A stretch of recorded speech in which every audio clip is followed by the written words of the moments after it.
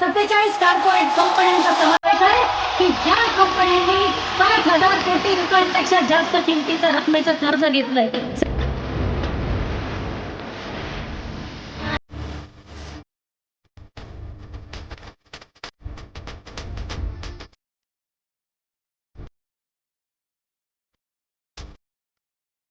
सरकार केवळ महामंडळाचं सरकार आहे.